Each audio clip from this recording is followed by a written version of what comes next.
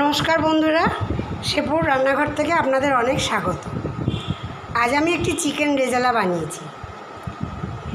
এই চিকেন রেজালাটি আমি বানিয়েছি, আপনাদের যদি পছন্দ হয়ে থাকে তাহলে আমাকে কমেন্ট করে জানাবেন,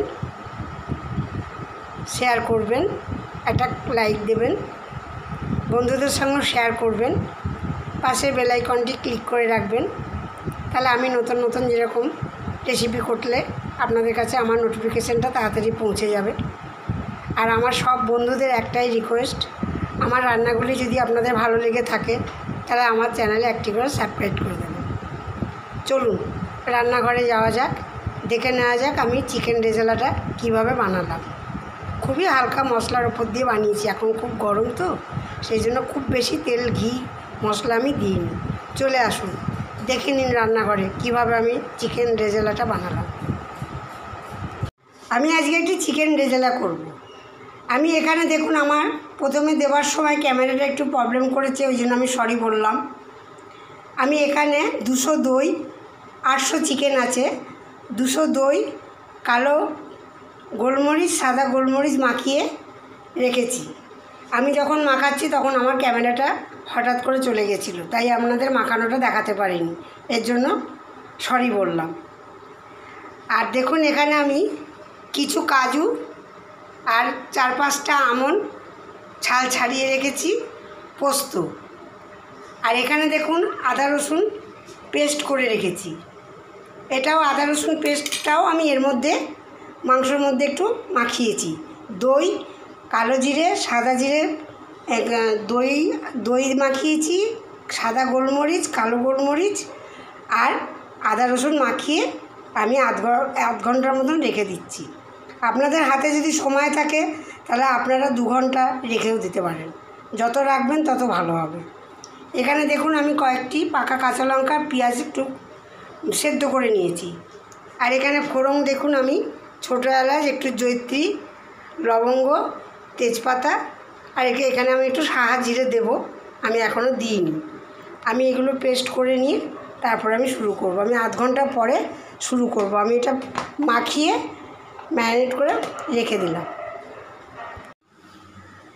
আমার চিকেনটি দেখুন আধ ঘন্টার উপর, মানে প্রায় 1 ঘন্টার মতন রেখে দিয়েছিলাম। আমি এবার শুরু করছি। আমি দেখুন প্রথমে দিয়ে দিলাম একটু ঘি,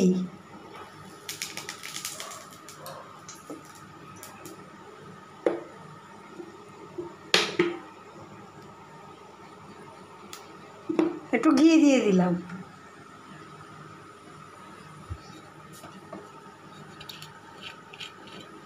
আর দিয়ে দিলাম তার সাথে একটু অলিভ অয়েল। গরমকাল, আমি বেশি তেল ঘি কোনোটাই বেশি দিচ্ছি না।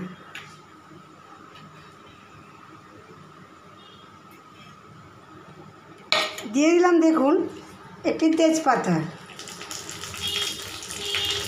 একটি শুকনো লঙ্কা আর গরম মশলা, গোটা গরম মশলা।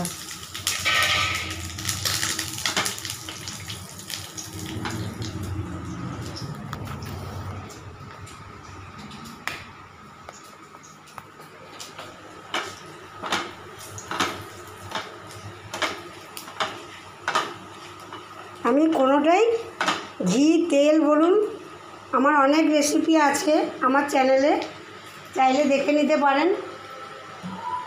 আমি কোনোটাই বেশি তেল মশলা খুব একটা দিই না। এবার দেখুন আমি একটা একটা করে চিকেন ছেড়ে দিচ্ছি।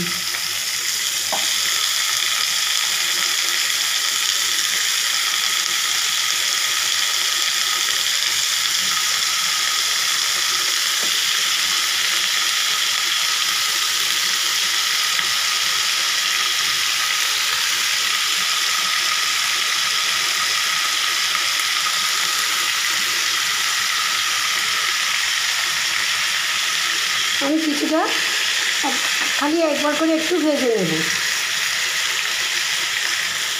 একসাথে সব চিকেনগুলো ধরবে না, একটু কড়াটা ছোটো তো, আমি এইভাবে সব চিকেনগুলোই ভেজে নিচ্ছি। এবার দেখুন আমি একটু চিনি একটু চিনি দিয়ে দিলাম।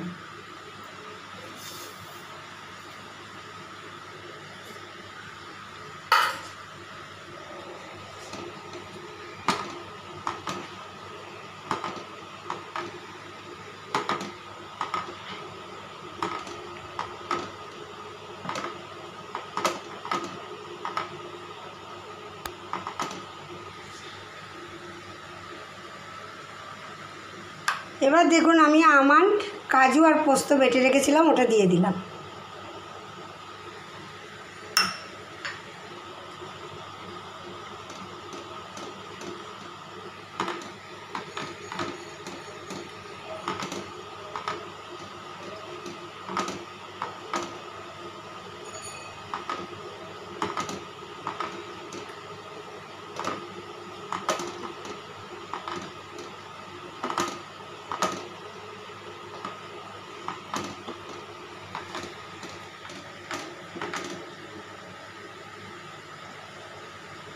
এবার আস্তে আস্তে একটু সিমে দিয়ে কষে নিতে হবে।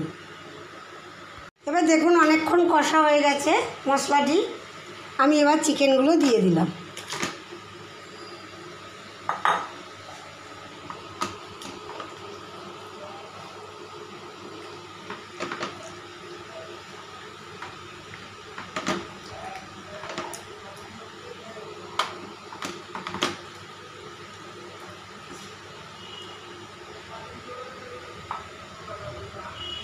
আস্তে আস্তে এবার একটু কষে নিতে হবে।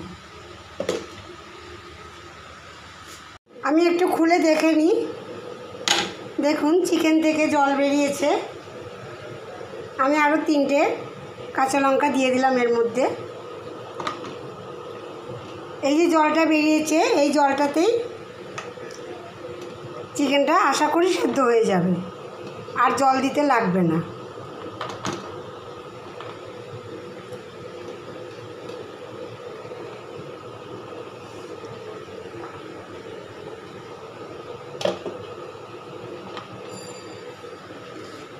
আরেকবার একটু খুলে দেখে নিই। দেখুন চিকেনের থেকে যে জলটা বেরিয়েছে সেই জলেই চিকেন সেদ্ধ হয়ে যাবে, আপনাকে আলাদা করে আপনাদের জল দিতে হবে না।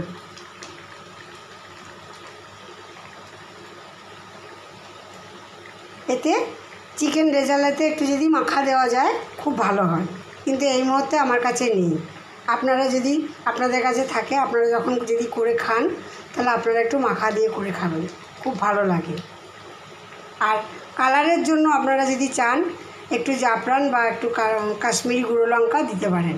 আমি এই গরমের জন্য আমি দুটোর মধ্যে কোনোটাই দিচ্ছি না। আর মাখাটা আমার কাছে এই মুহূর্তে নেই, মাখাটা থাকলে আমি মাখাটা দিয়েই করতাম।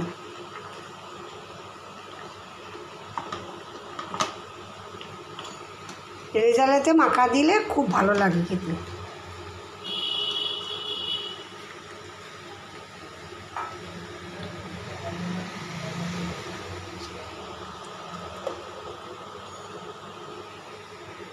দেখুন আমার প্রায় মাংসটি পুরো খুব ভালো মতন সেদ্ধ হয়ে গেছে। আমি নামাবার আগে একটু কেওড়া জল দিয়ে দিচ্ছি, যেমন অনুষ্ঠান বাড়িগুলোতে খেতে লাগে, একটু সেন্ট ভালো আসে। আর একটু নামাবার আগে আমি একটু গরম মশলা দিয়ে দিলাম।